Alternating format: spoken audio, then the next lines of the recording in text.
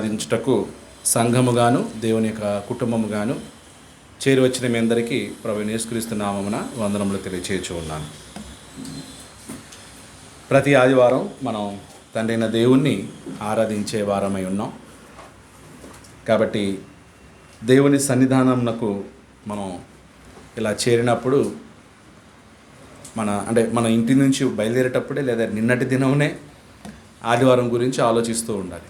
రేపు ఆరాధన దినం కదా, దేవుని ఆరాధించే దినం కాబట్టి నేను సిద్ధపడాలి, వెళ్ళాలి, ఆనందంగా సంతోషంగా దేవునికి నేను కృతజ్ఞతాస్తుతులు తెలియచేయాలని మనం ముందే ప్రిపేర్ అయి ఉండాలి. ప్రపంచంలోనే మరి ఎంతోమంది ఆదివారం కొరకు, క్రైస్తవులు ఆదివారం కొరకు ఎదురు చూస్తూ ఉన్నటువంటి దినం అమ్మ.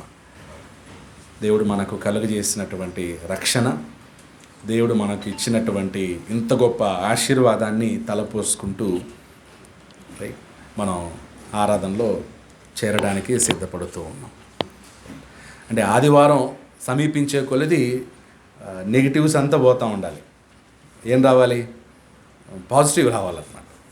ఆ దినం సమీపించే కొలది మనం పాజిటివ్గా థింక్ చేయటం, అన్నీ ఒత్తిడి కానీ, పని భారం కానీ, లేదా ఇంకా ఏదైనా సరే. సో రెన్యూ అనమాట, న్యూ డే. ఈవెన్ రాజకీయంలో కూడా రెన్యూ అవుతూ ఉంటారు. రాజకీయ నాయకులు కూడా చాలా ఆపోజిట్గా కనిపిస్తారు, కానీ వాళ్ళు అది కేవలం రాజకీయం వరకే పరిమితి ఉంటుంది అంతే. కానీ వాళ్ళు శత్రువులు కాదు. వాళ్ళు ఎంత విమర్శించుకున్నా, అంటే ఆ డే వచ్చేసరికి ఏదన్నా అసెంబ్లీలో మాట్లాడుకుంది కానీ, పబ్లిక్లో మాట్లాడింది కానీ అవన్నీ మర్చిపోయి మళ్ళీ వెంటనే ఏం చేస్తారు? ఏదన్నా కార్యక్రమాలు ఉన్నప్పుడు వెంటనే వాళ్ళు రెన్యూ అవుతారు. రివైవల్ అవుతారు. రైట్. సో అలాగే కుటుంబంలో కూడా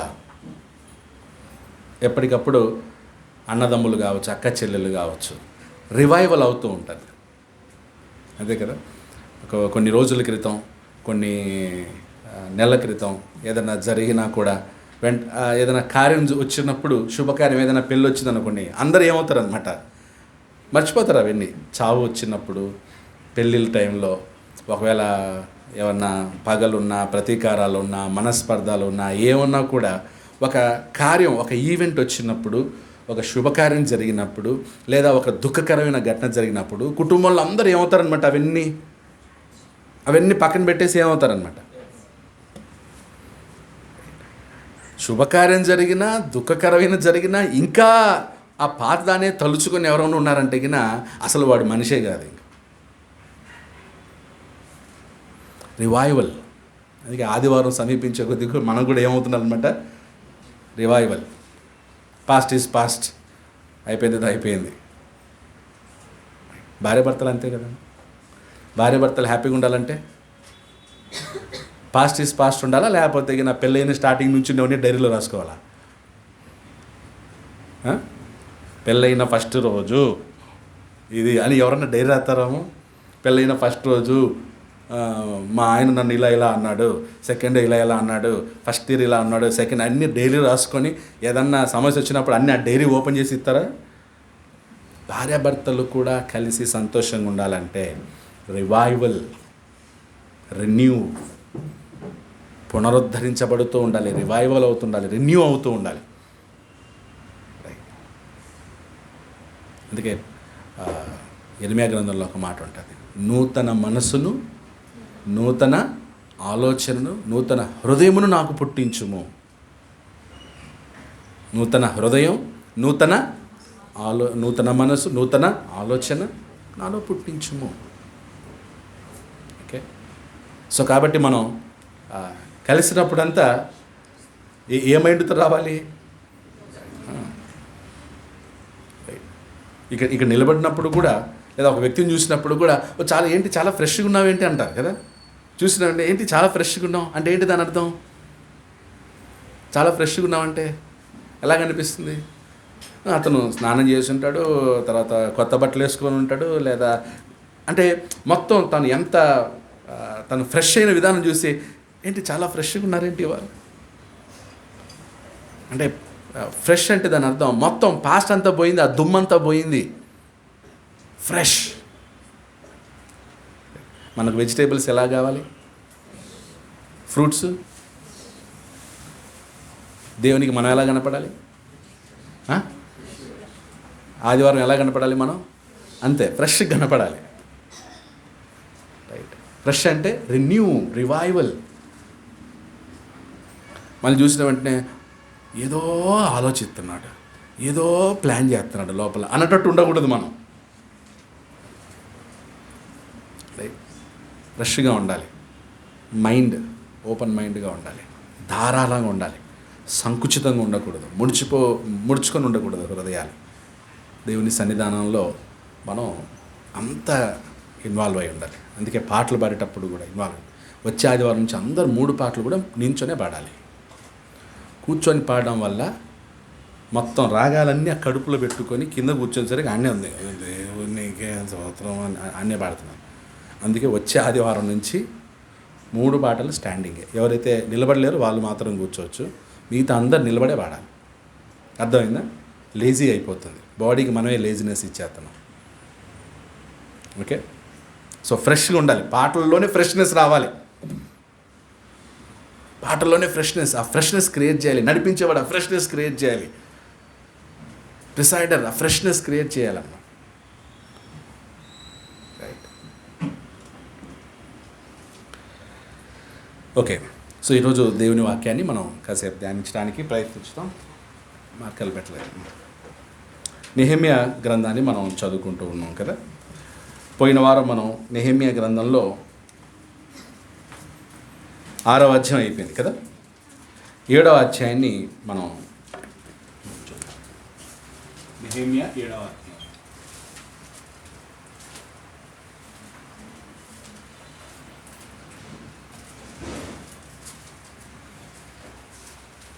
నెహెమ్యా 7వ అధ్యాయం 7th చాప్టర్. సో 6వ అధ్యాయంలో ఏం చూసాం మనం? గోడ కట్టే పని ఏమైపోయింది? పూర్తయింది. ఎన్ని రోజుల్లో కట్టారు గోడని? 52 డేస్లో, 52 రోజుల్లో గోడ పూర్తయి. సో పూర్తయిన తర్వాత ఏడ్చే వాళ్ళు ఎక్కువ ఉన్నారా, సంతోష వాళ్ళు ఎక్కువ ఉన్నారు కదా? ఒక మంచి పని జరిగిన తర్వాత రైట్ ఏడ్చారంట కొంతమంది. అంటే ఆ టోబియా, సన్బల్ట్ అనేవాళ్ళు నెహెమ్యా మీద మాత్రం వాళ్ళు ఏం చేశారనమాట, బాగా పగబట్టారు. గోడ పూర్తయిన తర్వాత కూడా వాళ్ళు వదలలేరు. ప్రజల్ని పాడు చేస్తున్నారు అన్నమాట, ప్రజల మైండ్ని పాడు చేస్తున్నారు. ఎవరు? ఈ సన్బల్లటు, టోబియా. సో ఫైనల్గా నన్ను భయపెట్టుటకే టోబియా పత్రికలు పంపాను. సో 6వ అధ్యాయం చూసాను. నెహెమ్యాని 3 దశలుగా ఏం చేశారనమాట, నెహెమ్యాని అటాక్ చేశారు. కానీ భయపడ్డా? 3 అటాక్లకి బెదిరించారు. ఒకటి బెదిరించారు, భయపడలేదు. ఇంకొకటి మెత్తని మాటలతో ఏం చేశారనమాట, అది కూడా ఒక అటాకే. సాఫ్ట్గా అటాక్ చేశారు, దానికి భయపడలేదు. చివరికి టార్గెట్ని ఏం చేశారనమాట, నెహెమ్యా ఫినిష్ చేశారు. సో నెహెమ్యా దగ్గర మనం ఏం నేర్చుకోవాలి? మన లైఫ్లో కూడా ఎన్నో అటాక్స్ జరుగుతాయి.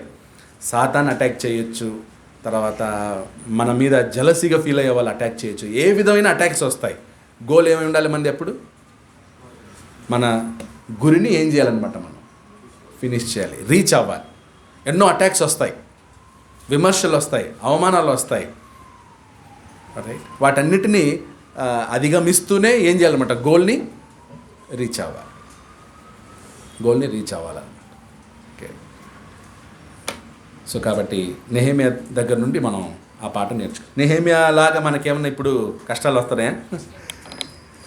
నెహెమ్యా లాగా వచ్చాయి మనకి? లేవు. నెహెమ్యా చాలా ఇబ్బంది పడ్డాడు, చాలా కష్టపడ్డాడు. ఇప్పుడు మంచి పని చేసేటప్పుడు వ్యతిరేకతలు వచ్చినప్పుడు కొంతమంది ఏం చేస్తారంటే, నేను ఏదో మంచి చేయాలనుకున్నాను, ఇలా ఉందేంటి, నేను చేయను పోని అక్కడి నుంచి వదిలేసి వెళ్ళిపోయే వాళ్ళు ఉంటారు చాలామంది. ఎక్కువ మంది వాళ్ళే కదా, ఎక్కువ మంది ఉంటారు. ఏదో మంచి చేయడానికి వస్తుంటారు, మధ్యలో క్రిటిసిజమ్స్ ఇవన్నీ వచ్చేసరికి ఆ పని అక్కడ మానేసి నేను మంచి చేయడానికి వస్తే ఇంత ఇది చేశారంటే నేను చెయ్యను పో. అని వెనక్కి వెళ్ళిపోయేవారు ఉంటారు. అది చిన్నపిల్లల యొక్క మనస్తత్వం. చిన్నపిల్లలు అంతే కదా, చిన్నపిల్లలు ఏదో పని చేస్తూ ఉంటారు. వాళ్ళు ఏమైనా అన్నాం అనుకోండి, నేను పని చేస్తుంటే నాకు ఇలా అంటావేంటి అని.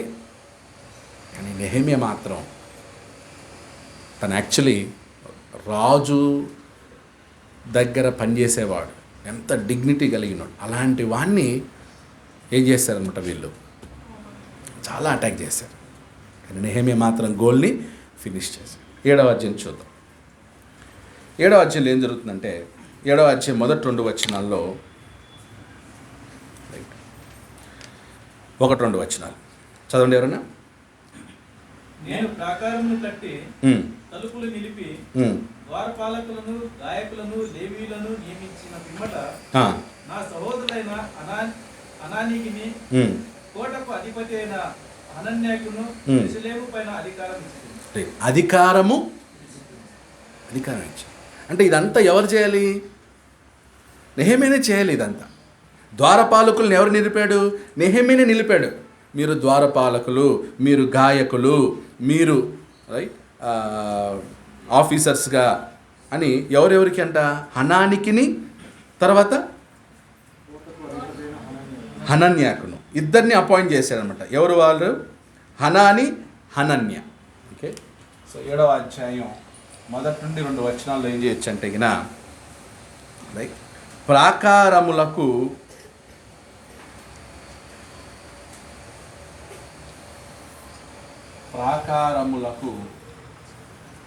కావలిగా ఉంచాడు. ఎవరిని? హనానిని, తర్వాత హనన్య కాపలాగా ఉండుటకు హనానికి, హనన్యకు నెహెమ్యా అధికారం ఇచ్చెను.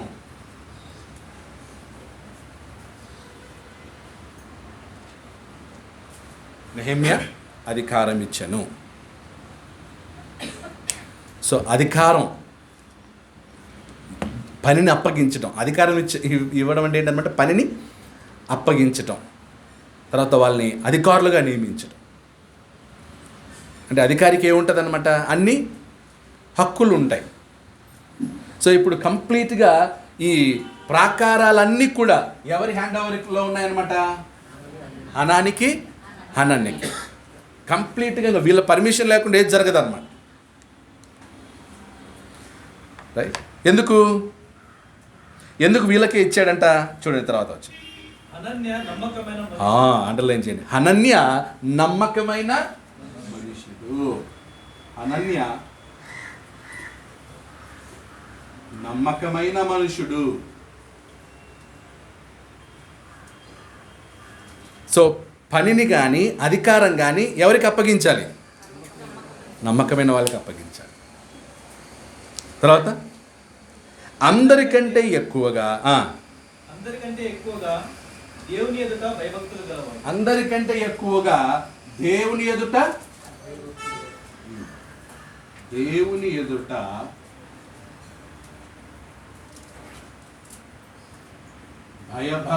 గలవాడు. సో పనిని అప్పగించేటప్పుడు ఏమై ఉండాలి? నమ్మకమైన మనుషులై ఉండాలి. రెండోది దేవుని ఎదుట భయభక్తులై ఉండాలి. ఇప్పుడు మనం కూడా ఆఫీస్లో ఉండేటప్పుడు ఆఫీస్లో మనకు కూడా కొన్ని బాధ్యతలు అప్పగిస్తారు. ఓకే, కొన్ని డెసిగ్నేషన్స్ ఉంటాయి. ఇప్పుడు ఉదాహరణకి యోహాన్, నీ కింద ఎంత వర్కర్స్ ఉన్నారు? ఎవరన్నా ఎంతమంది ఉన్నారు నీ కింద? 40 మంది. సో వాళ్ళ బాస్, వాళ్ళ మేనేజరు యోహానికి 40 మందిని అప్పగించాడు. ఈ 40 మంది ద్వారా నువ్వేం చేయి? పని జరిగించు. కారణం యోహాన్ మీద ఏంటన్నమాట? నమ్మకం. వాళ్ళు నమ్మారు. యోహాన్ ఇప్పుడు దేవుని యందు భయభక్తులు గలవాడై తనకు పనిని అప్పగించిన వారు మోసపోకుండా, వాళ్ళు అన్యాయం కాకుండా, వాళ్ళకి చెడ్డ పేరు రాకుండా యోహాన్ ఏం చేయాలన్నమాట? ఇచ్చిన పనిని, అది ఏముంటే మాత్రం అది సాధ్యం అన్నమాట? దేవుని యందు దేవుని యందు భయభక్తులు కలిగి ఉంటే మనకు అప్పగించిన పనిని మనం ఏం చేస్తాం? ఇప్పుడు దేవుడు నిన్ను ఒక కుటుంబానికి యజమానిగా ఉంచాడు. పురుషుడిగా నువ్వు యజమానుడివి, నీ ఇంటికి నువ్వు యజమానుడివి. దేవుడు నీకు అధికారం ఇచ్చాడు. అది ఎప్పుడు సక్సెస్ అవుద్ది? నువ్వు ఒక కుటుంబ యజమానిగా నువ్వు ఎప్పుడు సక్సెస్ అవుతావు? గట్టి చెప్పండి. మరి దేవుని యందు భయభక్తులు కలిగి ఉంటే అప్పుడు నువ్వు కుటుంబ యజమానిగా సక్సెస్ అవుతావు. దేవుని యందు భయభక్తులు కలిగి ఉంటే అప్పుడు నీ కంపెనీ కావచ్చు, తర్వాత శాలరీ హైక్ విషయంలో కావచ్చు, బిజినెస్లో లాభం కావచ్చు, ఇవన్నీ ఎప్పుడు జరుగుతాయి అన్నమాట? అప్పుడు ఆ దేవుని యందు మనం భయభక్తులు కలిగి ఉన్నప్పుడు మనం నమ్మకంగా ఉన్నామని కనిపిస్తుంది అన్నమాట. రెండిట్లో ఏది మొదట? దేవుని యందు భయభక్తులు కలిగి ఉన్నోడు ఎలా ఉంటాడు? నమ్మకంగా ఉంటాడు. అప్పుడు హైక్ కావచ్చు, బిజినెస్ ప్రాస్పెరిటీ కావచ్చు, పట్టిందల్లా బంగారం కావచ్చు, ఇవన్నీ అవుతాయి. కొంతమంది చూడండి, అన్యుల్లో కొంతమంది యేసు ప్రభుని నమ్మకపోయినా, మన దేవుని నమ్మకపోయినా, కానీ వాళ్ళకి భయం భక్తి అనేది ఉంటుంది. అందుకు వాళ్ళు ప్రాస్పెరిటీ అవుతూ ఉంటారు.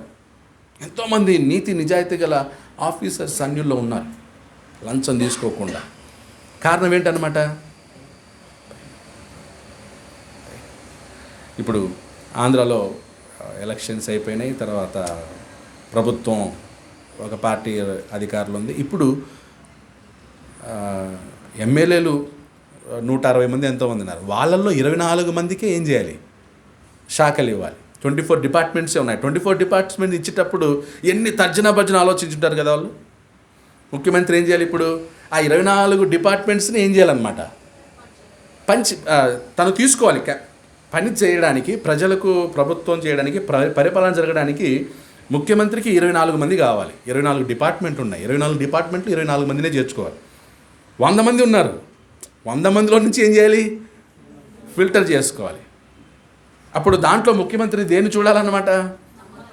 ఎంతమంది నమ్మకస్తులు, ఎంతమంది నీతిగా ఉన్నారు, ఎంతమంది నిజాయితీగా ఉన్నారు, ఎంతమంది యాక్టివ్గా ఉన్నారు, ఎవరు యాక్టివ్గా పనిచేస్తారు, వాళ్ళని తీసుకొని వాళ్ళకి ఏం చేస్తారనమాట?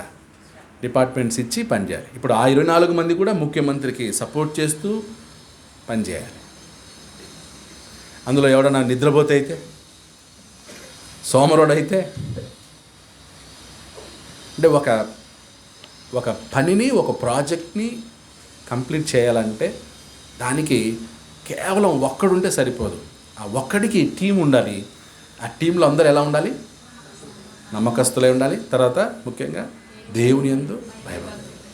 ఎక్కడైనా సరే అండి, ఫ్యామిలీ అయినా, కంపెనీ అయినా, ప్రభుత్వమైనా, రాజ్యమైనా, సంఘములోనైనా ఇలాగే ఉండాలి. రైట్. చాలా చర్చిల్లో ఈ సెక్రటరీ ట్రెజరర్లు ఉంటారు కదా, వాళ్ళే కుమ్మక్క అయిపోయేసి చర్చ్ డబ్బులు ఎంతోమంది ఖాళీ చేసిన వాళ్ళు ఉన్నారు. ప్రాపర్టీస్ని అమ్ముకున్న వాళ్ళు ఉన్నారు. చర్చ్ ప్రాపర్టీస్ని, పెద్ద పెద్ద ప్రాపర్టీస్. బెంగళూరులో కొన్ని చర్చిల్లో ఇంకా గొడవలు జరుగుతున్నాయి. మార్తల్ ఏరియాలో ఒక చర్చ్ ఉంది. ఆ చర్చిలో ఎప్పుడు గొడవలే, ఎప్పుడు కొట్లాటలే. ఒక పోలీసు వచ్చి కూర్చుంటాడు ఆదివారం. ఒక పోలీసుని పెట్టుకున్నారనమాట, అతనికి జీతం ఇస్తారు. ఆ పోలీసు వచ్చి ఏం చేస్తారంటే అక్కడ ఏం గొడవలు జరగకుండా ఉండడానికి పోలీసులు వస్తారు, ఇద్దరు వచ్చి కూర్చుంటారు అనమాట. వీళ్ళ ఆరాధన జరుగుతుంది. అంటే వీళ్ళ ఆరాధన జరగడానికి ఒక పోలీస్ కాపలా. ఎందుకు? ఏం రాకుండా ఉండడానికి, ఘర్షణలు రాకుండా ఉండడానికి.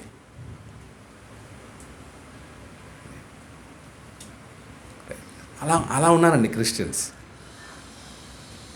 కారణం ఏంటనమాట? ఏది మిస్ అవుతుంది? నెహెమ్యా మాత్రం ఎవరికి అప్పగించాడు పని? నమ్మకస్తులైన వారికి అప్పగించాడు. రెండోది దేవుని యందు. సో ఈ హనన్య ఇద్దరు కూడా వారికి అప్పగించడం జరిగింది. తర్వాత మూడో వచనం.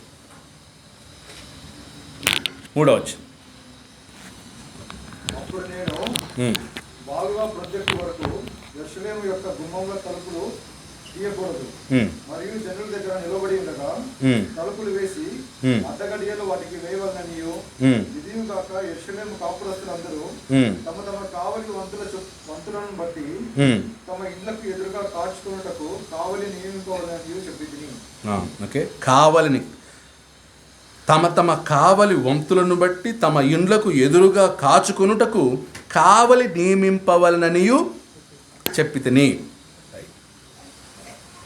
సో కాబట్టి వాచ్ అంటే గోడలకు కూడా ఒక వాచ్మెన్ అన్నమాట. అన్నీ కొత్తవి కదా తలుపులు, కొత్త తలుపులు, కొత్త తాళాలు, దొంగతనం చేసుకెళ్ళే వాళ్ళు ఉంటారు, శత్రువులు రావచ్చేమో కొత్తవని చెప్పి. మీకు ఎంతమందికి తెలుసో బెంగళూరులో అంటే 2000 ఆ టైంలో ఈ అంటే న్యూ మోడల్ బస్ స్టాప్లు పెట్టడం స్టార్ట్ చేశారు. అంటే లైట్లు, తర్వాత మార్బల్ స్టోన్స్, కూర్చోడానికి మార్బల్ స్టోన్స్, లైట్స్ ఇలాగే ఉండేవి అన్నమాట. రాత్రిలో ఆ బండలు ఎత్తుకెళ్ళిపోయేవాళ్ళు దొంగలు. బస్ స్టాప్కి పెట్టిన ట్యూబ్లైట్లు ఎత్తుకెళ్ళిపోయేవాళ్ళు అనమాట. కొత్తవి. ఇప్పటికీ మన మన దేశంలో దరిద్రం ఏంటంటే కన్నా ప్రభుత్వం యొక్క ఆస్తిని ప్రజలే కాజేస్తుంటారు. ఇప్పుడు ప్రభుత్వం ఏమో ప్రజల కోసం మంచి బ్యూటిఫుల్ బస్ స్టాప్ చేస్తే దాన్ని దొంగతనం ఎత్తుకే వాళ్ళు ఉంటారు. రైల్వే స్టేషన్లో ఎప్పుడన్నా మీరు టాయిలెట్లో చూస్తే అక్కడ మగ్గుకి గొలుసేసి ఉంటారు కదా, ఎందుకు? రైల్లో మగ్గును కూడా తీసుకెళ్ళిపోతారు అనమాట. అందుకే దానికి గొలుసేసి కట్టి ఉంటారు. రైల్లో ట్రైన్లో ఉన్న ట్యూబ్లైట్లు ఎత్తుకెళ్ళిపోయిన వాళ్ళు ఉన్నారు, ఫ్యాన్లు తీసుకెళ్ళిపోయిన వాళ్ళు ఉన్నారు. అంటే దొంగతనం జరిగితే కాపలా అవసరం, దొంగతనం జరగకపోతే అవసరం.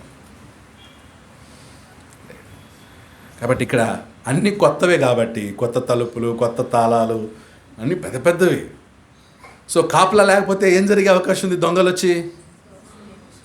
వచ్చి ఎత్తుకెళ్ళిపోతారనమాట. ఏవైనా తీసుకెళ్ళిపోతారు, ఏవైనా ఊడబిక్కోవడం, తీసుకెళ్ళిపోవడం.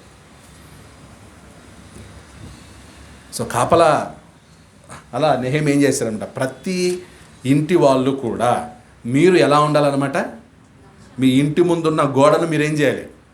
కాపాడుకోవాలి. మీ ఇంటి ముందున్న తలుపుల్ని మీరు కాపాడుకోవాలి, డ్యూటీలాగా పనిచేయాలి. దాని అంతటికి అధికారులు ఎవరన్నమాట? కంప్లీట్ సెక్యూరిటీకి అధికారులు ఎవరన్నమాట? వీళ్ళు లిస్ట్ వేస్తారనమాట, ఎవరెవరు కాపలాగా ఉండాలి, ఏ ఫ్యామిలీ కాపలాగా ఉండాలని వాళ్ళ అండర్లో ఉంటుంది అనమాట సెక్యూరిటీ మొత్తం.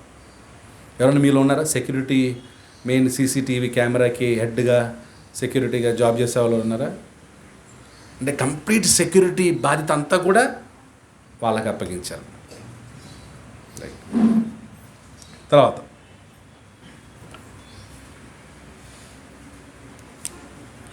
సో 3వ వచనం, a watch set on the walls. Watch set on the walls. 7వ అధ్యాయం 4-5 వచనాలు, list of the returned families. List of the returned families. ఎక్కడి నుంచి? బబులోను చెర నుండి తిరిగి వచ్చినటువంటి వారి యొక్క కుటుంబాల లిస్ట్ అన్నమాట. ఎంతమంది వచ్చారు బబులోన్ నుంచి? ఓకే, సో చూడండి ఒకసారి 4-5 వచనాలు. అప్పటిలో చదవండి. అప్పటిలో ఆ పట్టణము మిగుల విశాలముగాను పెద్దదిగాను ఉండను గాని దానిలో జనులు కొద్దిగా ఉండేది, ఇండ్లు ఇంకా కట్టబడలేదు. జనసంఖ్య చేయనట్లు నా దేవుడు నా హృదయంలో తలంపు పుట్టింపుగా ప్రధానులను, అధికారులను, జనులను నేను సమకూర్చుతిని. అంతలో ముందు వచ్చిన వారిని కూర్చిన వంశావళి గ్రంథము నాకు కనబడింది. అందులో వ్రాయబడిన వంశావళులు ఇవే. సో ఇప్పుడు ఏం చేయాలన్నమాట, నెక్స్ట్ జనసంఖ్య వేసుకోవాలి, ఎంతమంది వచ్చారు, ఎంతమంది రాలేదు. అంటే యెరూషలేము కంప్లీట్గా ఇప్పుడు ఏమైపోయిందన్నమాట, గోడలు కట్టబడ్డాయి. సో ఇప్పుడు నెక్స్ట్ ఏం చేసుకోవాలి? ఎన్ని ఫ్యామిలీస్ ఉన్నాయి లోపల, యెరూషలేము లోపల ఎన్ని కుటుంబాలు ఉన్నాయి, ఎన్ని కుటుంబాలు రావాలి, ఏ ఏ వంశావళులు వచ్చాయి, ఏ వంశావళులు రాలేదు, ఇంకా బబులోన్లో ఎంతమంది ఉన్నారు, ఇక్కడ ఎంతమంది ఉన్నారు, ఆ లెక్క తెలియాలన్నమాట. ఎందుకంటే యూదులు కదా శేషించిన వారు ఎన్ని గోత్రాలు అయ్యారు? ఇప్పుడు 2 గోత్రాలే, యూదా, బెన్యామీన్, అంతే. ఈ 2 గోత్రాలు ఎక్కడికి వెళ్ళాయి? బబులోనికి వెళ్ళారు. ఇప్పుడు మళ్ళీ వాళ్ళు తిరిగి యెరూషలేముకి వచ్చారు. తిరిగి యెరూషలేముకి ఎంతమంది వచ్చారు, ఎంతమంది బబులోన్లోనే ఉండిపోయారు? ఉదాహరణకి ఎస్తేరు కాలంలో జరిగిన ఇది చూస్తే మనం కొంతమంది వాళ్ళు ఏమయ్యారు అన్నమాట, అక్కడే ఉండిపోయారు, సెటిల్ అయిపోయారు. బబులోన్లోనే సెటిల్ అయిపోయిన వాళ్ళు కూడా ఉన్నారు. మేము యెరూషలేముకి రానులేండి, ఇక్కడే మాకు బబులోన్లోనే ఏదో సొంత ఇల్లు ఉంది, ఏదో చేసుకున్నాం ఈ 70 సంవత్సరాల్లో అని చెప్పి రాకుండా అక్కడే సెటిలర్స్ కూడా ఉన్నారు. సో ఎంతమంది వచ్చారు, ఎంతమంది రాలేదు? యెరూషలేము గోడలు కట్టబడ్డాక ఓకే ఎంతమంది ఉన్నారు, జనసంఖ్య. ఇప్పుడు ఆ కాలంలో ఏంటి, ఏ కుటుంబం ఉన్నా కూడా గోడ అవతల ఉండాలి, గోడ లోపల ఉంటాయి. ఇది ప్రాకారం. సో గేట్లు ఉంటాయి. లాస్ట్ టైం మ్యాప్ వేసాం కదా. సో మొత్తం అన్ని ఫ్యామిలీస్ ఎక్కడ ఉండాలి? మాకు కొంచెం గాలి బాగా రావాలి, మేము గోడ యువతలు ఉంటామంటే అందరూ లోపల ఉండాలి, అన్ని ఫ్యామిలీస్ రావాలి. అధికారికి తెలియాలి ఎన్ని కుటుంబాలు లోపల ఉన్నాయి. అలాగే ఈరోజు రక్షణ పొందిన వాళ్ళందరూ ఎక్కడుంటారు? సంఘంలో ఉంటారు. సంఘం లోపల ఉండాలా, సంఘం బయట ఉండాలా? సంఘం లోపల ఉండాలి. నేను బయట ఉంటాను, అప్పుడప్పుడు వచ్చి బయట ఇల్లు కట్టుకుంటాను, అప్పుడప్పుడు వచ్చి యెరూషలేముకి వచ్చిపోతానంటే అన్నీ ఇక్కడే దొరుకుతాయి. మార్కెట్ తర్వాత అన్నీ ఇక్కడ. అంటే ఇప్పుడు మన ఇండియాలో కూడా కోటలు ఉండేవి. ఉదాహరణకి మీరు ఎప్పుడైనా హైదరాబాద్ రోడ్లో వెళ్తే గుత్తి కోట కనిపిస్తుంది మీకు. అప్పుడు ఊరు కొండపైన ఉండేది. పెనుగొండ దగ్గర, గుత్తి దగ్గర కోటలోకి ఉంటాయి, ప్రాకారాలు ఉంటాయి. ఊర్లన్నీ ఎక్కడ ఉంటాయి అన్నమాట? ఆ కోట లోపల ఉంటాయి. అన్నీ మార్కెట్ అవన్నీ లోపలనే ఉంటాయి. ఇప్పుడు ఏం చేస్తున్నారు? గేటెడ్ కమ్యూనిటీ విల్లాస్ అని వేస్తున్నారు కదా. ఇప్పుడు దాంట్లో కూడా ఎవరంటే వాళ్ళు వెళ్ళడానికి లేదు. ఏం చేయాలి? పాస్ ఇవ్వాలి, తర్వాత కార్డులు ఏదో ఇస్తారు. ఆ ఇంటి ఎవరిని వచ్చి నేను పలానా వాళ్ళని కలవచ్చు అంటే వాళ్ళు ఒక కోడ్ పంపించాలి.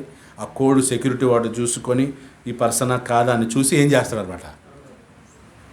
చూసారు ఇప్పుడు ఎప్పుడైనా గేటెడ్ కమ్యూనిటీస్కి మీరు వెళ్ళాలంటే, ఇప్పుడు మీరు భారతీయ సిటీ కానీ ఆ తర్వాత కొన్ని పెద్ద పెద్ద అపార్ట్మెంట్స్కి వెళ్ళాలంటే అంత ఈజీ కాదు సెక్యూరిటీ. ఇప్పుడు మనం ఈ ఏరియాలో అయితే ఏం లేదు, డైరెక్ట్గా ఇంటికి రావడం, ఏనా బాగా తలుపు కొట్టి వెళ్ళిపో. కానీ ఆ ఇంటికి వెళ్ళాలంటే సెక్యూరిటీ పాస్ ఇస్తాడు, ఫోన్ చేస్తాడు వాళ్ళకి, విజిటర్ వచ్చాడు, కోడ్ పంపించండి. వామ్మో చాలా ప్రాసెస్ ఉంది. అంటే ఆ ఇంట్లో ఉన్న వాళ్ళకు కూడా ఏం లేదన్నమాట, అక్కడ ఉన్న వాళ్ళకు కూడా ఎవరిని పడితే అలా పిలవడానికి లేదు, అనుమతి ఉన్నోడే వెళ్ళాలి. అప్పుడు ఆ కాలంలో కూడా అంతే. యెరూషలేము లోపలికి రావాలన్నా ఏముండాలన్నమాట, కాపలాదారులు ఉంటారు. ఎవరింటికి వచ్చావు, ఎందుకు వచ్చావు అన్నీ చెక్ చేసుకుని లోపలికి పంపుతారు. రైట్. 6 నుంచి 73 వరకు లిస్ట్ ఇస్తున్నాడు. 7వ అధ్యాయం 6 నుండి 73 వరకు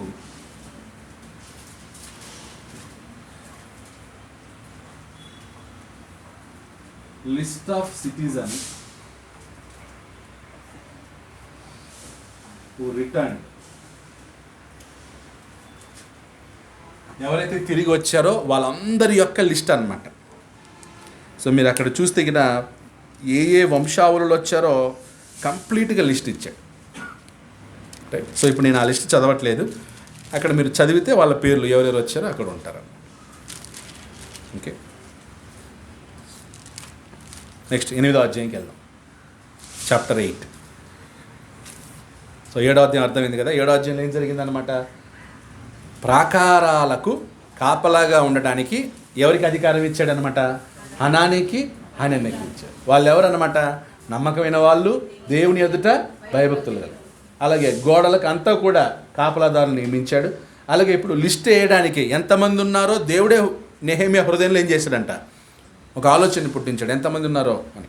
అప్పుడు లెక్కేసుకుంటున్నారు ఎన్ని కుటుంబాలు లోపల ఉన్నాయి, ఎన్ని కుటుంబాలు బయట ఉన్నాయి. ఓకే, అది 7వ అధ్యాయంలో మనకు లిస్ట్ కనిపిస్తుంది. ఇప్పుడు నెక్స్ట్ 8వ అధ్యాయంలో ఏం జరిగిందో చూద్దాం. 8వ అధ్యాయం 7వ అధ్యాయం 7వ నెల రాగా ఇశ్రాయేలీయులు తమ పట్టణంలో నివాసులై ఉండిరి. అప్పుడు జనులందరూ ఏక మనస్కులై నీటి గుమ్మం ఎదుగునున్న మైదానంలోకి వచ్చి యెహోవా ఇశ్రాయేలీయులకు ఆజ్ఞాపించిన యెహోవా ధర్మశాస్త్ర గ్రంథమును తెమ్మని ఎజ్రా అను శాస్త్రితో చెప్పగా, యాజకుడైన ఎజ్రా 7వ మాసము మొదటి దినమున చదవబడు దాని గ్రహింప శక్తి గల స్త్రీ పురుషులు కలిసిన సమాజమంతటి ఎదుటను ఆ ధర్మశాస్త్ర గ్రంథం తీసుకుని వచ్చి నీటి గుమ్మం ఎదుటనున్న మైదానంలో ఉదయం మొదలుకొని మధ్యాహ్నం వరకు నిలుచున్న ఆ స్త్రీ పురుషులకును తెలివితో వినగల వారందరికీ చదివి వినిపించి వచ్చాను. ఆ జనులందరూ ధర్మశాస్త్ర గ్రంథమును శ్రద్ధతో వినిరి. ఆ జనులందరూ ధర్మశాస్త్ర గ్రంథమును శ్రద్ధతో వినిరి. ఓకే,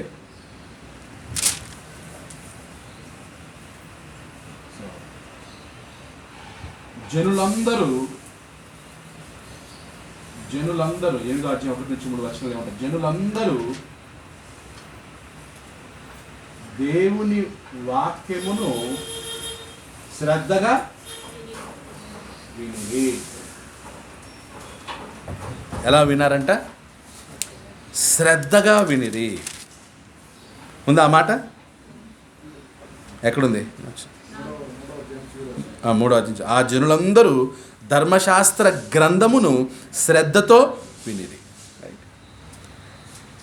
జనులందరూ ఏకమనస్కులై నీటి గుమ్మము ఎదుటనున్న మైదానమునకు వచ్చి యెహోవా ఇశ్రాయేలీయులకు ఆజ్ఞాపించిన మోషే ధర్మశాస్త్ర గ్రంథమును తెమ్మని ఎజ్రా అను శాస్త్రితో చెప్పగా. సో ఇక్కడ మనకి ఎవరు కనిపిస్తున్నారు? ఎజ్రా. యాజకుడైన ఎజ్రా 7వ మాసము మొదటి దినమున చదవబడు దాని గ్రహింప శక్తి గల స్త్రీ పురుషులు కలిసిన సమాజమంతటి ఎదుటను, అక్కడ చూడండి, చదవబడిన దానిని గ్రహింప శక్తి గల స్త్రీ పురుషులు అంటే అన్ని చోట్ల కూడా దేవుని వాక్యాన్ని గ్రహించగలిగే సామర్థ్యం ఉన్నవారు. ఇప్పుడు దేవుని వాక్యం ఒక్కొక్కరు ఒక్కొక్కలా గ్రహిస్తారు. ఇక్కడ కూర్చున్నటువంటి మనందరం వింటున్నాం. నిద్రపోయే వాళ్ళకి ఏం గ్రహిస్తారు? నిద్రపోయే వాళ్ళకి గ్రహింపు ఉంటుందా? అప్పుడు వాళ్ళు ఏం చేస్తారు? అయ్యా మేము గ్రహించలేము అని అంటారు. రేపు ఏమైనా మాట్లాడితే మేము గ్రహించలేము, ఆ శక్తి మాకు లేదు కాబట్టి మీరేం చేస్తారు? చేయండి అంటారు, అంతే. మళ్ళీ ఫస్ట్ ఇంక చెప్పండి అంటారా? ఆ గ్రహింపు, వాక్యం యొక్క గ్రహింపు చాలా ముఖ్యం. చదవటం వేరు, వినడం వేరు, మూడోది ఏంటి? గ్రహించటం వేరు.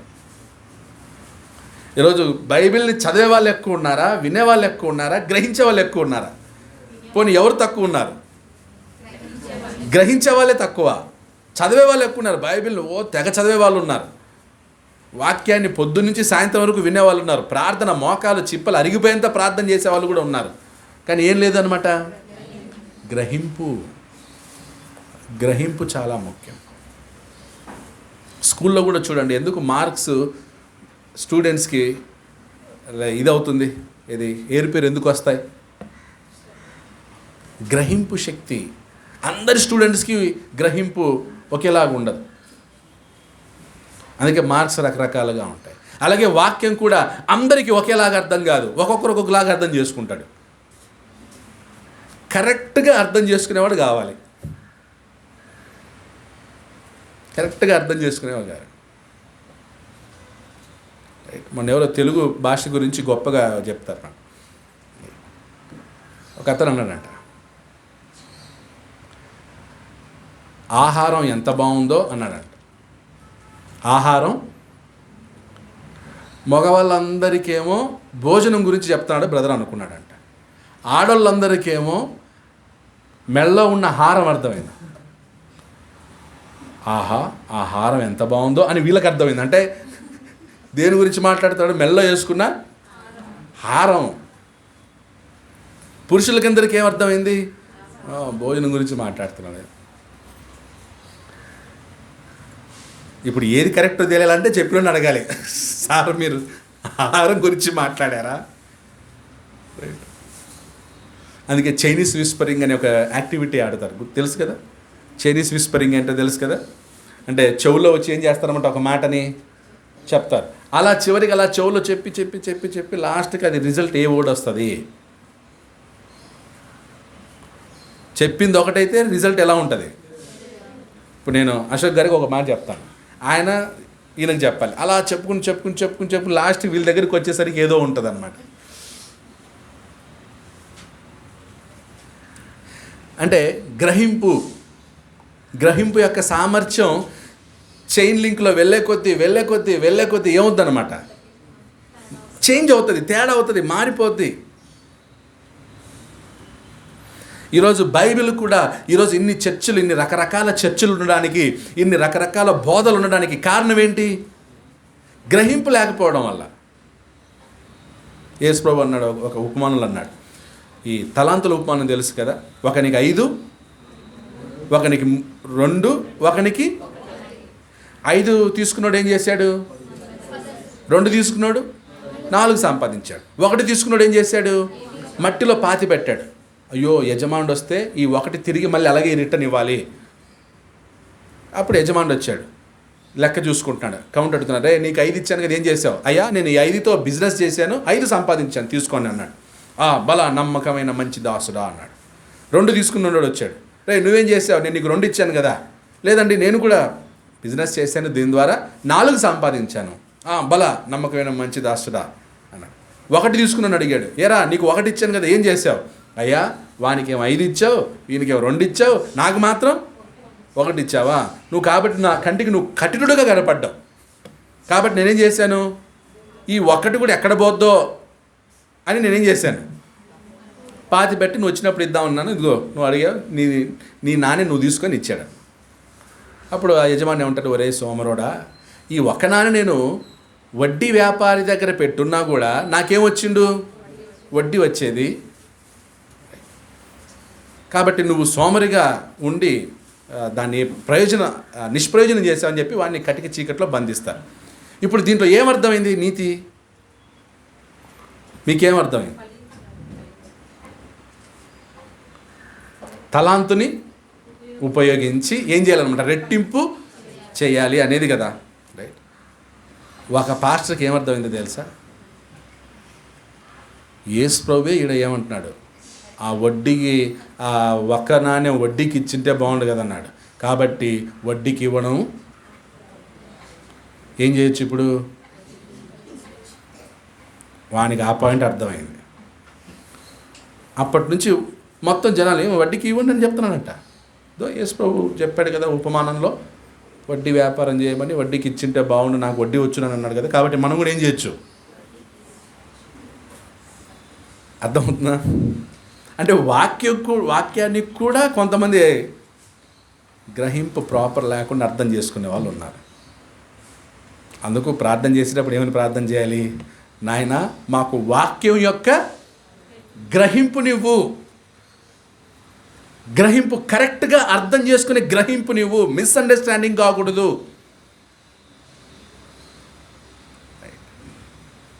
ఇంకొకటి, శాస్త్రుల పరిశీలన చాలా వాటికి పోల్చాడు. అప్పుడు మీరు సున్నము కొట్టిన సమాధులను పోలి ఉన్నారు. అంటే ఏంటి? సున్నం కొట్టిన సమాధి ఎలా ఉంటుంది? బయట అందంగా ఉంటుంది, లోపల ఆ మీనింగ్తో చెప్పాడు. మీరు కూడా చూడ్డానికి బయట ఎలా ఉన్నారు? బాగున్నారు, కానీ లోపల మీ అంతరంగంలో మీరు కల్మషం పెట్టుకొని ఉన్నారు అనేది ముఖ్య సందేశం, మెయిన్. 1కి ఎలా అర్థమైందో తెలుసా? యేసుప్రభు చెప్పాడు సమాధులకి సున్నం కొట్టాలని అని, పోయి మొత్తం సమాధికి సున్నం కొట్టొచ్చాడు. అందుకే ఇప్పుడు చాలా క్రిస్టియన్స్ కూడా సమాధులు డెకరేషన్ చేస్తూ ఉంటారు, రైట్? ఏదో ఒక ఫెస్టివల్ ఉంది, ఆ ఫెస్టివల్ క్రిస్టియన్స్లో కూడా సమాధుల పండుగను ఉంది. ఆ సమాధుల పండుగకి వెళ్ళిపోయి ఆ సమాధిని అంతా అలికి క్లీన్ చేసి అక్కడ పెప్సీలు ఇవి తాగి మిక్చర్ పంచుకొని సమాధి మీద ఏదో ఒక ఎవరినైనా సమాధి చేయడానికి వెళ్తే కింద మొత్తం అక్కడ మిక్చరు అవి ఇవి పడి ఉన్నాయి. ఏంటంటే సమాధుల పండుగ. గ్రహింపు లేదు జనాలకి. వాక్యం చదివేటప్పుడు కానీ వినేటప్పుడు కానీ ఏముండాలి? గ్రహించి ద ఎగ్జాక్ట్ ఆ వాక్యం ద్వారా అసలు దేవుడు ఏం చెప్పదలుచుకుంటున్నాడు. ఓకే, ఇప్పుడు ధర్మశాస్త్రం కూడా ఎజ్రా ఏం చేశాడనమాట, చదువబడు దాని గ్రహింప శక్తి గల స్త్రీ పురుషులను. అర్థమైందా? సో అప్పుడు వాక్యం చెప్పండి అని ఎవరు అడిగి ఉంటారు? గ్రహింపు ఉన్న వాళ్ళు అడుగుతారు. ఏమని? కొంచెం వాక్యం చెప్పండి బ్రదర్. గ్రహింపు లేనివాడు ఏమంటారు? అదేం అర్థం కాదు, మనకి ఎందుకు వచ్చిందిలే అన్నమాట. సో ఇప్పుడు ఎజ్రాని అడిగిన వాళ్ళు, మాకు వాక్యం చెప్పు, చదువు. చదవబడుదాని గ్రహింప శక్తి గల స్త్రీ పురుషులు కలిసిన సమాజం అంతటి. ఎవరైతే గ్రహింపు ఉందో వాళ్ళు కలిశారనమాట. అందరు రాలే, ఒక సమాజం. ఎప్పుడైతే గ్రహింపు వాళ్ళందరూ కలిసినప్పుడు ఆటోమేటిక్గా మిగతా వాళ్ళు కూడా ఏమవుతారనమాట, జాయిన్ అయి ఉంటారు. అంటే మెయిన్ మూమెంట్ ఫస్ట్ ఎవరిది అనమాట? గ్రహించేవారు. గ్రహింపు ఉండాలి. గ్రహింపు ఉండాలి. సంఘంలో కూడా ప్రతి విషయాన్ని కూడా కరెక్ట్గా గ్రహించగలిగే, ఇప్పుడు ఫర్ ఎగ్జాంపుల్ సంఘంలో భోజనాల దగ్గరికి వద్దాం. ఫస్ట్ భోజనాలు వడ్డించేటప్పుడు ఇప్పుడు ఒక ఉదాహరణకి కొన్ని భోజనం వడ్డించేటప్పుడు నాకేమో 2 ముక్కలు పడ్డాయి, అశోక్ గారికి ఏమో 3 పడ్డాయి. ఇప్పుడు నేనేం చేయాలి? రాజేష్ చూడు, అశోక్ బ్రదర్కి 3 వేసాడు, నాకు 2 వేసాడు, ఎంత పక్షపాతం అని ఇప్పుడు నేను రాజేష్ని ద్వేషించేసి రాజేష్తో మాట్లాడకుండా, ఇప్పుడు నిజంగా నేను క్రైస్తవుడు అయినప్పుడు నేనేమో గ్రహించాలి? బై మిస్టేక్ అయి ఉండొచ్చు, లేదా వేసేటప్పుడు అదే అంతే వచ్చి ఉండొచ్చు, లేదా అతను గమనించకపోయి ఉండొచ్చేమో. ఇంత గ్రహింపు ఈరోజు క్రైస్తవులకు ఉందా? సిచ్యుయేషన్ని అర్థం చేసుకునేంత గ్రహింపు ఉందా? రైట్, అర్థం కాదు. ఆ గ్రహింపు చాలా ముఖ్యం. దానికోసం ఫస్ట్ ఏం చేయాలి? ప్రార్థన చేయాలి.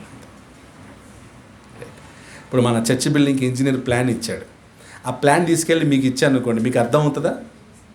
మాట్లాడదు. ఎవరికి అర్థం అవుతుంది అది? ఎవరికి గ్రహింపు వస్తుంది అది? ఎవరికైతే దాని మీద అవగాహన ఉందో. ఇప్పుడు అశోక్ బ్రదర్ కన్స్ట్రక్షన్, ఈ ఇంటీరియరు దాంట్లో ఉన్నారు, వాళ్ళకి ఈ కొలతలు తెలుసు. Raj Kumar brother construction field ఉన్నారు కాబట్టి ఎంత రాడ్ ఎంత గట్టిగా పట్టుకుంటుంది, ఎన్ని ఫ్లోర్కి ఎంత, ఇవన్నీ వాళ్ళకి తెలుసు అన్నమాట. అప్పుడు ఏం చేస్తాం మనం? బ్రదర్ మీకు తెలుసు, దాని మీద గ్రహింపు ఎక్కువ ఎవరికి ఉంది? మీకుంది దాని మీద గ్రహింపు. కాబట్టి మీరేం చేయండి? మీరు మీరు డిసిషన్ తీసుకున్నట్టు. ఇప్పుడు గ్రహింపులో నుండి ఏం చేయాలి? అలాగే అనాలి. అర్థం ఉందా? అలా అన్ని సబ్జెక్టుల మీద అందరికీ ఏముండదు, గ్రహింపు ఉండదు. ఇప్పుడు నన్ను ఎందుకు మీరు ప్రీచర్గా పెట్టుకున్నారు? నేను ఎందుకు ప్రీచర్గా ఉన్నారు? నేను చెప్తేనే ఎందుకు అంత అలర్ట్గా వింటున్నారు? ఇప్పుడు పెళ్ళి వాళ్ళిద్దరు అనూహ్యది అశోక్ది నేను ఎందుకు పెళ్లి చేయాలి? ఏం ప్రశాంత్ బ్రదర్ ఎందుకు పెళ్లి చేయాలి? నేను చేస్తా పెళ్ళి అని మీరు ఎవరైనా ఎందుకు రాలేదు? అంతే, దాని మీద గ్రహింపు. నేను దాని మీద గ్రహింపు ఉంది నాకు. ఒక ప్రసంగం ఎలా చేయాలో, ఒక సంఘంలో అడ్మినిస్ట్రేషన్ ఎలా ఉండాలో దానికి గ్రహింపు కలిగిన వాళ్ళు ఉంటారు. ఎప్పుడైతే ఈ కరెక్ట్గా మనకి ఇది అర్థం అవుతుందో, అంతే కదా. స్త్రీలు కూడా వంట చేసే దాంట్లో మీకు గ్రహింపు ఉందా లేదా? దాని మీద గ్రహింపు ఉంది.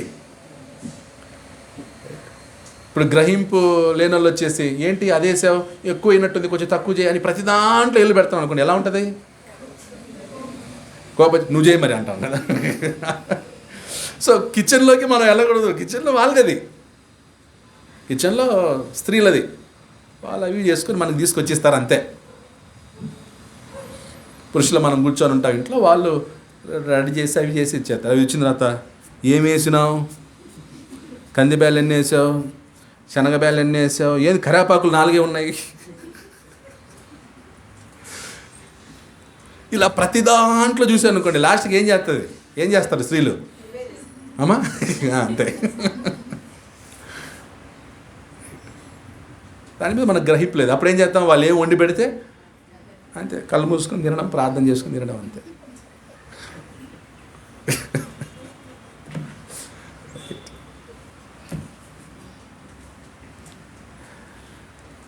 గ్రహింపు, వాక్యంలో గ్రహింపు కోసం ప్రార్థన చేయండి. ఇవన్నీ మనం ఓకే, కానీ ఆ గ్రహింపు ఎప్పుడైతే మనకు పర్ఫెక్ట్గా వస్తుందో నిజంగా, అప్పుడు బైబిల్ రీడింగ్ కానీ వాక్యం వినేటప్పుడు కానీ దాన్ని ఏం చేస్తాం, మనం ఎంజాయ్ చేస్తాం. గ్రహింపు లేనప్పుడు వాక్యం బోరు పడుతుంది. ఎందుకు వాక్యం కొంతమందికి బోర్ ఎందుకు అవుతుంది అంటే వాళ్ళు అంతే సింపుల్. చాలా చోట్ల వాక్యం చెప్పడానికి వెళ్తున్నప్పుడు కొంతమంది నిద్రపోతూ ఉంటారు. అప్పుడు నేను వాళ్ళని ఏమనను. కారణం ఏంటంటే తెలుసా, నేనేం గ్రహించానంటే వాళ్ళు వాక్యం గ్రహించలేని స్థితిలో ఉన్నారు కాబట్టి వాళ్ళకేం వస్తుంది, వాక్యం గ్రహించేవాడికి ఏం రాదు. ఇప్పుడు వాళ్ళ పాపం గ్రహింపు శక్తి లేదు. ఇప్పుడు వాళ్ళని ఏకంగా ఇంకా మీకు అది లేదా, భక్తి లేదా, మీరందరూ నమ్మకం లేదా, విశ్వాసం లేదా తిట్టి చంపేద్దాం వాళ్ళని. గ్రహింపు శక్తి లేదు. వాళ్ళు ప్రేమించాలంతే, వాళ్ళని జతలు వేసుకొని వెళ్ళటం అంతే. అంతే తప్ప వాళ్ళని ఏకంగా యేసుప్రభుని సిలువ వేసినట్టు సిలువ వేయకూడదు. వాళ్ళని నువ్వు వాక్యం నేను చెప్తుంటే నిద్రపోతావా, వాక్యం నేను చెప్తే నిద్రపోతావా అని వాళ్ళని సిలువ వేయకూడదు. కొన్నిసార్లు నేను అనుకుంటాను, నేను ఆ ఇద్దరిని నేను మెప్పించలేకపోతున్నాను నేను చెప్పే వాక్యం ద్వారా,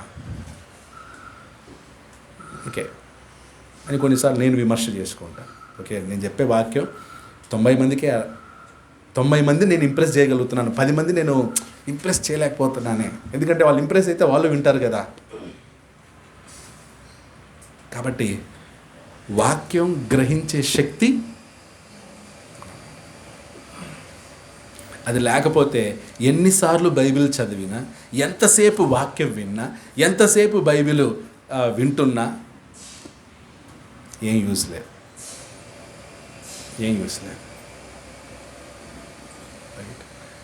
పూజారి మంత్రాలు చదువుతాడు, మీరు చూసారా? పూజారి మంత్రాలు చదువుతాడు. పూజ చేయండి పూజారి గారిని ఎల్లినోడికి ఆ మంత్రాలు ఏమైనా అర్థమవుతాయా? చదువుకుంటూ పోతూ ఉంటాడు, అర్థం కావు. అలాగే ఒక ముస్లిము ఒక ఇది పెట్టుకొని ఒకే చదువుతూ ఉంటాడు. ఇళ్ళల్లా ఏదో ఒక బుక్ ఉంటుంది, ఆ బుక్ని ఒక రోజుకి ఇన్నిసార్లు చదవాలని ఉంటుంది. సో షాప్లో కూర్చున్నా, ఎక్కడ కూర్చున్నా దాన్ని చదువుతూ ఉంటారు. కానీ ఏముండదు, గ్రహింపు ఉండదు. నేను ఇన్నిసార్లు చదవాలి అంతే, అయిపోయి. సో దేవుడు అది కోరడం లేదు, గ్రహింపు. అది చూడండి, ధర్మశాస్త్ర గ్రంథమును తీసుకొని వచ్చి నీటి గుమ్మం ఎదుటున్న మైదానములో ఉదయము మొదలుకొని మధ్యాహ్నము వరకు నిలుచున్న ఆ స్త్రీ పురుషులకును. కూర్చున్నారా, నిల్చున్నారా? నిలుచున్నా. ఇక్కడ 2 నిలబడి విన్నారా, కూర్చొని విన్నారా? తెలియదు. కూర్చున్న వాళ్ళు కూర్చొని ఉంటారు, నిలబడిన వాళ్ళు నిలబడి ఉంటారు. తెలివితో వినగల వారికి అందరికీ, మళ్ళీ ఇక్కడ ఏమన్నాడు, వినేవాళ్ళకు కూడా తెలివి చాలా ముఖ్యం. తెలివితో వినగల వారికందరికీ చదివి వినిపించుచూ వచ్చెను. ఆ జనులందరూ ధర్మశాస్త్ర గ్రంథమును శ్రద్ధతో వినిరి. ఓకే, నెక్స్ట్ 8వ అధ్యాయం 4 నుండి 6 వచనాలు. అంతటా శాస్త్రియగు ఎజ్రా ఆ పని కొరకు కర్రతో చేయబడిన ఒక పీఠము మీద నిలవబడెను.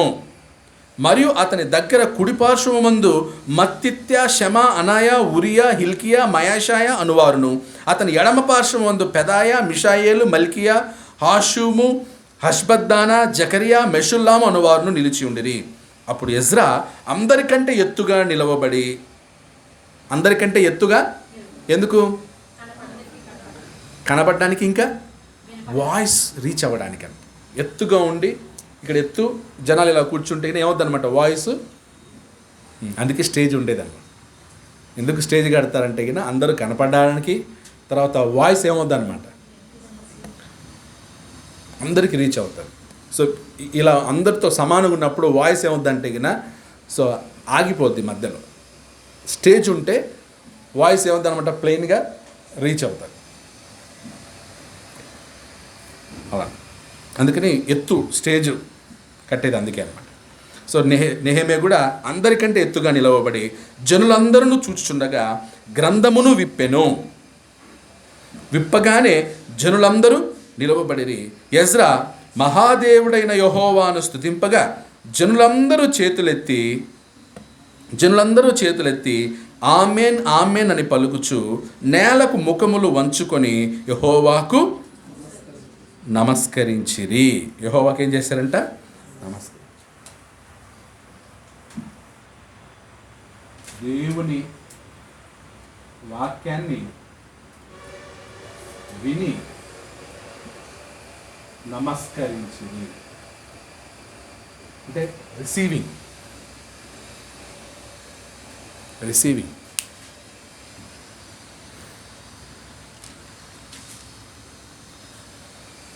వాక్యాన్ని అలా విన్నారంట.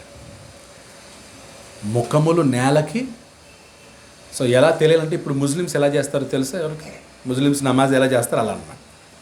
ముస్లిమ్స్ ఆ ఓల్డ్ టెస్ట్మెంట్లో యూదులు ఎలా ప్రార్థన చేసేవారు ఇప్పటికీ దాన్ని అలాగే వాళ్ళు ప్రాక్టీస్ చేస్తున్నారు.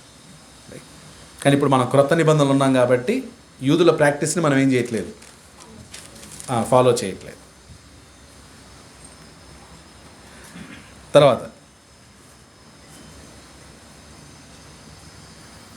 7 నుండి 8 వచ్చిన జనులు ఇలాగ నిలబడి ఉండగా యోషువ, బాని, షెరబ్య, యామీను, అక్కూబు, షెఫాతై, హోదియా, మాయాషయ, కెలిగా, అజర్యా, యోజబాదు, హానాను, ఏలాయాలను, లేవీయులను ధర్మశాస్త్రం యొక్క తాత్పర్యము తెలియజెప్పిరి. ఇటువలనే వారు దేవుని గ్రంథమును స్పష్టంగా చదివి వినిపించి జనులు బాగుగా గ్రహించినట్లు దాని అర్థం చెప్పిరి. ఓకే. సో ఏం చేశారు ఇక్కడ? దేవుని వాక్యాన్ని, దేవుని వాక్యమును, వాక్యము యొక్క తాత్పర్యము చెప్పారంట. ఏం చెప్పారంట? తాత్పర్యమును మరియు ఇంకేముంది? స్పష్టముగా చదివి వినిపించి జనులు బాగుగా గ్రహించినట్లు. వాక్యము యొక్క తాత్పర్యమును గ్రహించినట్లు. వాక్యం యొక్క తాత్పర్యాన్ని ఏం చేయాలి? గ్రహించినట్లు స్పష్టముగా చదివి వినిపించి అర్థము చెప్పిరి. అంటే వాక్యం యొక్క తాత్పర్యాన్ని ఏం చేయాలి? వాక్యం యొక్క తాత్పర్యాన్ని ఏం చేయాలి? గ్రహించాలి. దానికి స్పష్టముగా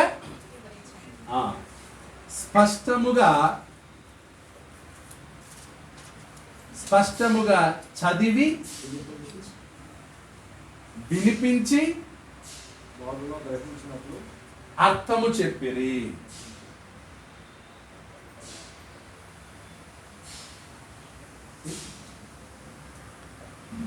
దేవుని వాక్యాన్ని వాక్యం యొక్క తాత్పర్యం గ్రహించాలి. వాక్యం యొక్క తాత్పర్యం గ్రహించాలి. వాక్యం యొక్క తాత్పర్యం గ్రహించాలంటే ఏం చేయాలంటే మనం స్పష్టంగా ఉండాలి. వాక్యం ఎలా చదవాలి? స్పష్టంగా చదవాలి, తప్పులు లేకుండా చదవాలి, అర్థమయ్యేటట్లు చదవాలి, నిదానంగా చదవాలి. అది తప్ప రైట్ మేము ఒప్పుకొని చెప్పిన దాన్ని బట్టి ఒక స్థిరమైన నిబంధన చేసుకుని వాయించుకుని అమ్మాయి నేవులు యాజకులు దానికి ముద్ర వేసి దానికి ముద్ర వేసి ఇలా చదివితే ఓకే. స్పష్టం అంటే ఓకే, ఎక్కడ కామా వాడాలో అక్కడ కామా వాడాలి, ఎక్కడ ఫుల్ స్టాప్ వాడాలో అక్కడ ఫుల్ స్టాప్ వాడాలి. స్పష్టం ఉండాలి. ఓకే. కొంతమంది పదాలు కూడా విడగొడతారు బైబిల్ చదివేటప్పుడు. ఈ పదాన్ని ఇక్కడ వేసుంటారు, దాన్ని అక్కడ వేసుంటారు, మీనింగ్ మారిపోతుంది. ఓకే, మీనింగే మారిపోతుంది. స్పష్టంగా చదవాలి. ఈరోజు పాస్టర్లకు అంత టైం కూడా లేదు. పెళ్ళిళ్ళు చేసేటప్పుడు కూడా కూర్చోబెట్టి అదేదో వాళ్ళ చేత చెప్పిస్తాడు, వీళ్ళ చేత చెప్పిస్తాడు, తాళి కట్టండి అని చెప్పేస్తాడు. స్పష్టత. టైం అయినా పర్లేదు, స్పష్టం. నెక్స్ట్ వీక్ చెప్పినా పర్లేదు, స్పష్టం. దాని తాత్పర్యం అర్థం అవ్వాలి. ఓకే. ఇప్పుడు నెహెమ్యా గ్రంథాన్ని మనం ఇన్ని రోజుల నుంచి చదువుకుంటున్నాం. వెంటనే 2-3 రోజులు చెప్పేయచ్చు నెహెమ్యా, కానీ ఇన్ని వారాలు ఎందుకు చెప్తాను? నేను స్పష్టంగా అర్థం అవ్వాలి, తాత్పర్యం తెలియాలి. చదివి వినిపించి మళ్ళీ ఏం చేయాలన్నమాట. అందుకే దేవుని సంకల్పం ఎందుకు 20 పాఠాలు, క్రీస్తు సంఘంలో 20 పాఠాలు చెప్తాం. ఎందుకంటే కంప్లీట్గా దాని గురించి ఏం రావాలన్నమాట, అవగాహన ఉండాలి, గ్రహింపు ఉండాలి. దేవుడు ఎవరో తెలియాలి, దేవుడు మానవుని ఎలా సృష్టించాడో తెలియాలి, ఎందుకు సృష్టించాడో తెలియాలి, మానవుడు దేవుని దగ్గర నుండి ఎలా దూరం అయ్యాడో తెలియాలి, మళ్ళీ దేవుని దగ్గరికి మానవుడు రావటానికి దేవుడు ఏమేమి ప్లాన్ చేశాడో తెలియాలి, అసలు బాప్తిజం అంటే ఏంటో తెలియాలి, ఎందుకు బాప్తిజం పొందాలో తెలియాలి, ఒక మనిషి ఎప్పుడు పాపి అవుతాడో తెలియాలి, అసలు ఇన్ని సంఘాలు ఎందుకు ఉన్నాయి, ఒకే బైబిల్ అయినప్పటికీ ఇన్ని సంఘాలు ఎందుకు ఉన్నాయి, ఒకే సంఘంగా ఎందుకు ఉండకూడదు, ఇలా అన్నీ ఏం రావాలన్నమాట దాని మీద.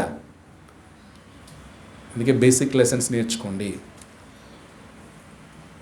ఒకతను ఇంటర్నెట్లో చూసి నాకు ఫోన్ చేశాడు, సార్ నేను బైబిల్ ట్రైనింగ్ అవ్వాలనుకుంటాను, మీరు బైబిల్ కాలేజ్ చేస్తాను. అవునా, సరే మంచిదే, నేను నీకు 20 పాఠాలు పంపుతాను, ఒక్కొక్క పాఠం నాకు నువ్వు పూర్తి చేసి నాకు పంపు, ఆ తర్వాత నీకు ట్రైనింగ్ ఇవ్వాలి లేదు నేను చెప్తాను. ఇప్పుడు అతను చేస్తూ ఉన్నాడు. 4 లెసన్లు అయినాయి. ఫస్ట్ ఏమో నాకు ఇవన్నీ తెలుసు అన్న, అన్నీ తెలుసు అన్నాడు. ఫస్ట్ లెసన్ పంపి అంత చేయిన తర్వాత, బ్రదర్ ఇప్పటివరకు ఈ పాయింట్లు వినలేదు బ్రదర్ అని. రెండో పాఠం, బ్రదర్ ఇది అసలు వినలేదు, మాకు తెలియదు. ముందేమన్నాడు, నాకు అన్నీ తెలుసు అన్నాడు. సో ఫస్ట్ క్రిస్టియన్స్ నాకన్నీ తెలుసు అనే మైండ్. కానీ క్రిస్టియన్స్ కదా, మళ్ళీ ఎందుకు నాకు ఇవన్నీ. సో కాబట్టి వాక్యాన్ని మెయిన్ తాత్పర్యమును ఏం చేయాలన్నమాట. తాత్పర్యం అంటే పర్పస్ ఉంటుంది, ప్లాన్ ఉంటుంది. దాంట్లో అసలు ప్లాన్ ఏంటి, పర్పస్ ఏంటి, ఆ గోల్ ఏంటి, అదనమాట తాత్పర్యం. సో ప్రతి పేరా చదివినప్పుడు, ప్రతి పుస్తకం చదివేటప్పుడు ఇది గ్రహించాలి. సో ఇప్పుడు వాళ్ళు వాక్యాన్ని ఎలా చెప్తున్నారు, ఇష్టం వచ్చినట్టు చెప్తున్నారా? జనులకు ఏమవ్వాలి, అర్థం కావాలి, జనులు గ్రహించాలి. దానికోసం చదువుతున్నారు, వినిపిస్తున్నారు, అర్థం చెప్తున్నారు. సో మనం కూడా ఎవరికైనా వాక్యం చెప్తే ఎలా చెప్పాలి, చదివేటప్పుడు ఎలా చదవాలి? నువ్వు 10 వచనాలు చదివినా చదివే ఓకే, ఎలా చదవాలి? ఒక అధ్యాయం చదివినా పర్లేదు స్పష్టంగా. కొంతమంది నేను ఈరోజు ఎలాగైనా 5 అధ్యాయాలు చదవాలని చెప్పి దాని గ్రహింపు లేకుండా, తాత్పర్యం లేకుండా ఏం చేసేస్తారనమాట. ఏ రోజు ఎంతమంది చదివారు, నేను 5 చదివినాను, 5 అధ్యాయాలు ఎంతసేపట్లో చదివారు, గంటలు 5 అధ్యాయాలు చదివారు. గంటలు 5 అధ్యాయాలు చదివారంటే వానికి ఏమైనా అర్థం ఏంటదా?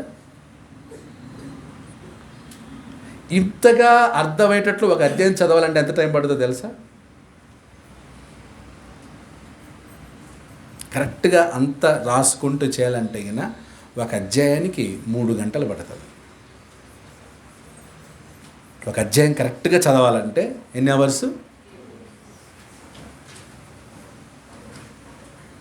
కాబట్టి దయచేసి ఈ వాక్యాన్ని, అంటే వాళ్ళు అప్పుడే ఆ కాలంలోనే ఎంత ప్రాముఖ్యత ఇస్తున్నారు దేనికి? వాక్యం యొక్క గ్రహింపు కోసం, స్పష్టత. ఈరోజు మనం కూడా వాక్యాన్ని ఎలా చదవాలి? స్పష్టంగా చదవాలి, అర్థమయ్యేటట్లు చదవాలి, చెప్పిన తెలియజేసి. మిగతా భాగాన్ని తర్వాత ఆలోచిద్దాం. సో ఇప్పుడు జనుల రెస్పాన్స్ ఏంటి? ఇంత వాక్యం మరి ఇలా అంత శ్రద్ధగా విన్నవాళ్ళు, ఇంత స్పష్టంగా తెలుసుకున్న వాళ్ళు, వాళ్ళ రెస్పాన్స్ ఎలా ఉంది అనేది వచ్చే వారం ఆలోచిద్దాం. అందరికీ వందనాలు.